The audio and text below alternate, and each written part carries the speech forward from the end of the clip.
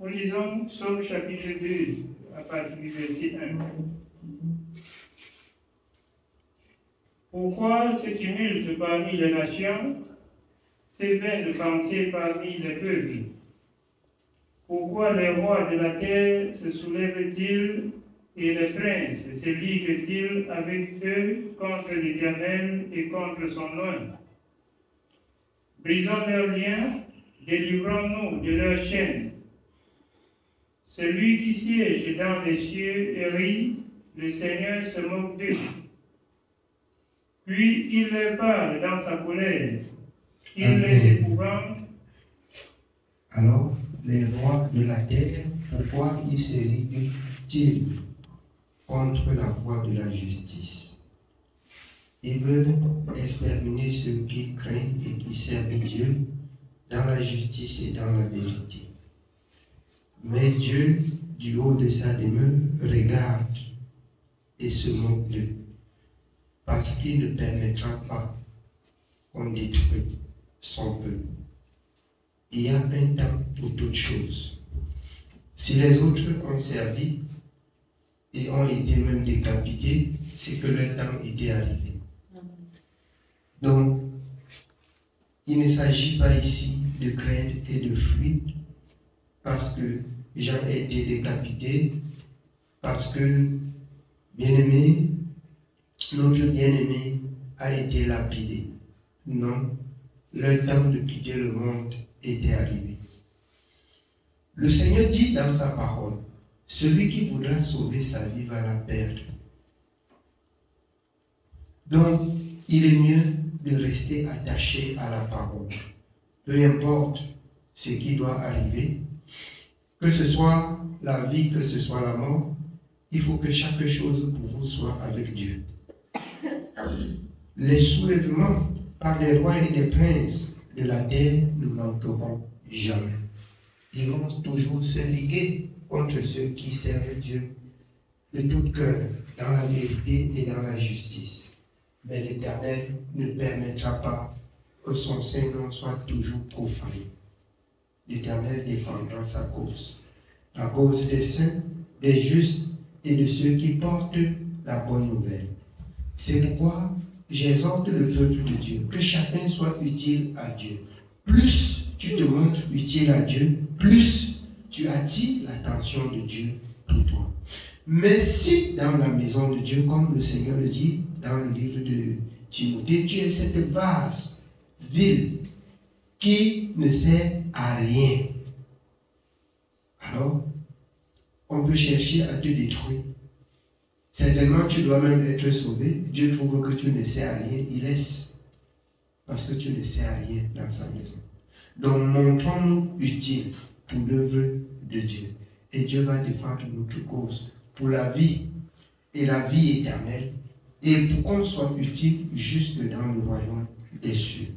Parce que nous partons, nous quittons cette terre pour aller rejoindre les anges qui louent Dieu continuellement, jour et nuit. Oui, bien. Nous continuons au verset 5.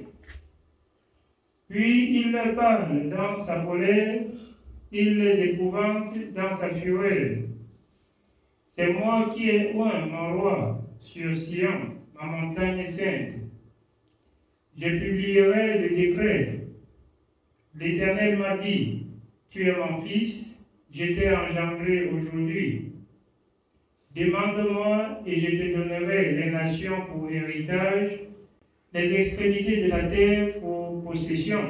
Alors, toi qui crains l'Éternel, puisque toute chose appartient à Dieu, la création et la créature, toi qui sais Dieu, toi qui crains Dieu, demande-lui et il va te donner.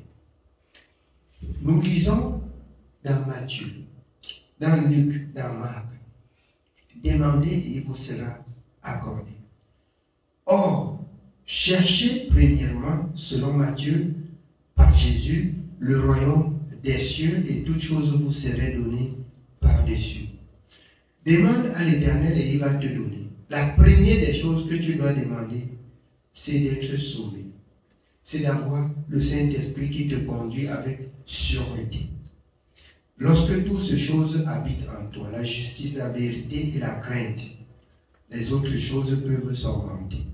Mais quand ces choses ne sont pas en toi, qu'est-ce que tu attends bien de Dieu? Qu'est-ce que tu attends bien de Dieu? Ce serait quelqu'un comme quelqu'un qui n'a pas de dents et il demande la viande avec os. C'est pour avaler avec l'os? On ne sait pas. Tu n'as pas de dents, tu demandes la viande avec os. Parce que tu as compris qu'il y a la moelle d'un os et que si c'est très, que c'est bien, tu vas casser avec quoi? C'est un problème. Cherchons premièrement le royaume et la justice. Ainsi le Seigneur a dit aux pharisiens, ils m'honorent de bouche mais le cœur loin de moi. Ils aimaient la vie éternelle, mais ils n'aimaient pas ce qui en faisait la vie éternelle. Venant vers Jean-Baptiste pour se faire baptiser parce qu'ils ont compris que le baptême l'a conduit à la vie éternelle.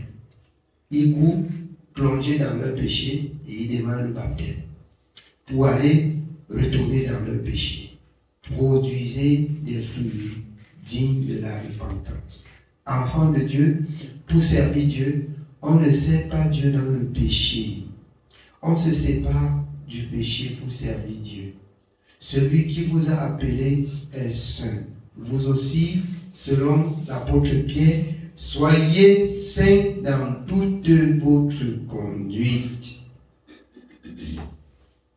Amen. Amen. Oui, bien-aimé.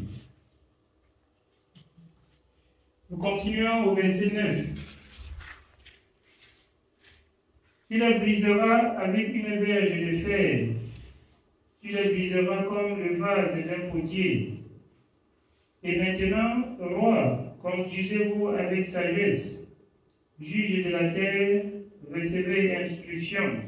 Prenez les instructions. Roi de la terre, les juges de la terre. Il y a les juges de l'Éternel, il y a les juges de la terre. Il y a les rois de l'Éternel, il y a les rois de la terre. Parce que chacun rendra compte de comment il a traité le peuple de Dieu, de comment il a entendu la parole de Dieu et il a agi. Que tu sois roi, que tu sois prince, que tu sois juge, que tu sois du monde ou que tu sois de Dieu, tu rendras compte. Oui, bien-aimé.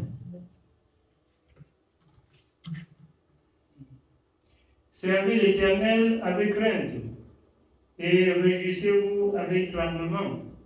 Servons l'Éternel avec crainte et réjouissez-vous avec. Réjouissons-nous avec tremblement. La réjouissance, c'est manifester la joie. Ne sois pas content jusqu'à ce que tu débordes la justice. Réjouissez-vous avec tremblement. C'est beaucoup de joie qui conduit les autres au péché. Réjouissons-nous avec tremblement. Je me souviens, dans notre enfance, quand nous on se baladait encore pour manger, quand on comprenait que les gens se baptisaient. Ils se baptisaient et ils organisaient les bals danses et ils jouaient que les musiques mondaines. Et c'est là où toutes les mauvaises choses pouvaient se passer. Alors, la réjouissance des croyants a conduit plutôt les croyants au mal. C'est ça, les doctrines diverses et étrangères. Et elles s'adressent aujourd'hui aux enfants de Dieu. Si les enfants de Dieu, même dans la maison de Dieu, ne fassent pas attention, ils vont se réjouir et déborder les bornes. Réjouissons-nous avec crainte. Que l'excès de joie ne te fait pas déborder les limites assignées aux saints. Amen. Amen. Oui, bien aimé. Continuons au verset 12. Baisez le Fils de peur qu'il ne s'irrite et que vous ne périssiez dans votre voie, car sa colère est prompte à s'enflammer,